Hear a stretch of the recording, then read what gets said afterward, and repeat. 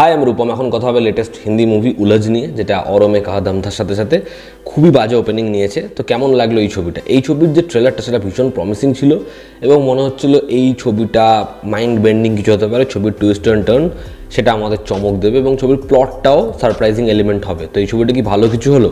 আমাকে যদি এক লাইনে এক্সপ্রেস করতে আমি বলবো এই ছবিটার ফার্স্ট হাফ আমাকে ভীষণ বোর করে, সেকেন্ড হাফে একটু ইমপ্রেশন ছবিটা জমাতে পারে, বাট এই ছবিটাও সেই টিপিক্যাল ছবিগুলোর মতো হয়ে যায়। ছবির গল্পটা আমি একটু করে বলবো। এখানে কার এত বড় প্ল্যানিং এবং তার পিছনে কে রয়েছে? আইএসআই এবং জাহ্নবী কাপুরের যে ক্যারেক্টার, সে কিভাবে ফেসে যাচ্ছে এবং তাকে সেখান থেকে বের করবে কে? এর থেকে বেশি জানতে হলে তোমরা এই ছবিটা নিকটবর্তী সিনেমা হলে গিয়ে দেখতে পারো এবং যত কম জেনে যাবে তোমার জন্য ভালো হতে পারে। এই ছবির পজিটিভ দিক, নেগেটিভ দিক, আমার কাছে এই ছবির জন্য কিছু পজিটিভ দিক রয়েছে এবং অনেকগুলো নেগেটিভ দিকও আছে। ছবির প্রথম পজিটিভ দিক হচ্ছে এই ছবিতে অভিনেতারা খুব ভালো কাজ করেছে, ইভেন জাহ্নবীও। আমি অনেকবার বলেছি জাহ্নবী তার যারা কন্টেম্পোরারি তাদের থেকে অ্যাটলিস্ট বেটার স্ক্রিপ্ট পাচ্ছে। তার পারফরমেন্স যে ভীষণ ইমপ্রুভ করেছে, সে হেভি কাজ করেছে এটা আমি বলছি না, বাট সে চেষ্টা করছে এবং এই ছবিতে তার লাস্ট ফিল্মের থেকে অনেক অনেক বেটার কাজ করেছে। এবং জাহ্নবী আমার মনে হয় এরকমভাবে কাজ করতে থাকলে আগামী দিনে আরও বেটার ছবি সে পাবে। এই ছবিতে সাপোর্টিং কাস্টে আদিল হুসেন, রোশন ম্যাথিউ, গুলশান দেভাইয়া এরকম একটা কাস্ট রয়েছে, ফলে পারফরমেন্সটা খুব ভালো করে বেরিয়েছে। গুলশান দেভাইয়া ছবিতে দারুণ, সে যতগুলো জায়গাতে আসে এবং জাহ্নবীর সাথে তার যে ইকুয়েশন সেটা তোমাদের ভীষণভাবে পছন্দ হতে চলেছে। তো ছবির পারফরমেন্স ভালো। সেকেন্ড হচ্ছে এই ছবির শেষের কিছু টুইস্ট অ্যান্ড টার্ন রয়েছে যেগুলো তারা চোখে আঙ্গুল দিয়ে দেখায়নি, তবে সেটার যে স্ক্রিন প্লেতে যেভাবে উঠে আসে সেটা খুব স্মার্ট, সেটাকে আমি প্রেস করব। এই ছবির look and feel, action sequence সেটা ভালো। ইন্টারমিশনের যে পোর্শনটা সেটা অডিয়েন্সকে মজা দেবে এবং ছবির আইডিয়াটা আরও আমার মনে হয় বেটার ওয়েতে, আরও স্মার্ট ওয়েতে প্রেজেন্ট করা যেতে পারতো। এই ছবির ব্যাকগ্রাউন্ড স্কোরের কাজ ভালো। তুমি যদি কিছুই না করার থাকে ছবিটাকে একবার ট্রাই দিতে পারো। এই ছবির কয়েকটা সংলাপ সেটা বেটার বাদ বাকি সংলাপের থেকে, যেখানে ইন্টেন্সিটি বাড়ানো হচ্ছে, কি এমন বলবে কি এমন বলবে, তার থেকে যেগুলো সাধারণভাবে থ্রো করেছে সেই সংলাপগুলো অনেক অনেক বেটার।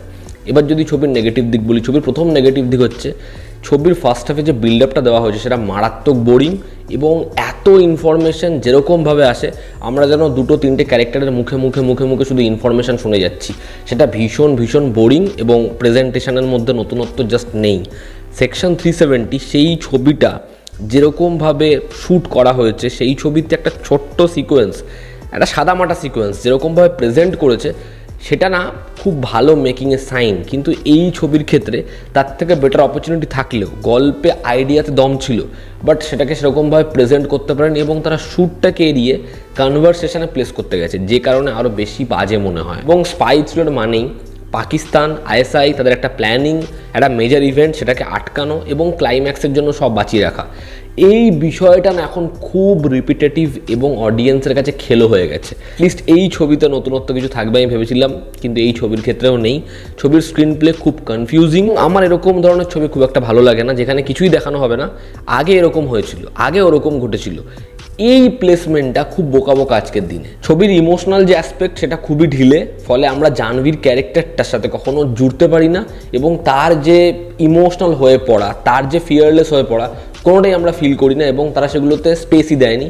ফলে ছবিটা চলতে থাকে, আমরা বোর হতে থাকি, আবার আমাদের একটু হাই ইন্টেন্সিনে সিটে উঠে বসতে ইচ্ছা করে, তারপর আবার আমরা বোর হই। তো ছবিটার ক্যারেক্টারকে আমরা কখনোই ভালোবাসতে বা পছন্দ করতে পারি না। ছবির কয়েকটা টুইস্ট ঠিকঠাক, তবে যেরকমভাবে সেটাকে সলভ করছে মানে অডিয়েন্স বুঝে গেছে, আর না বুঝলেও ঠিক আছে স্কিপ হোক আমার যায় আসে না এরকম রিয়াকশন, কিন্তু এমনভাবে টুইস্ট এক্সপ্লেন করলো যেন কি না কি।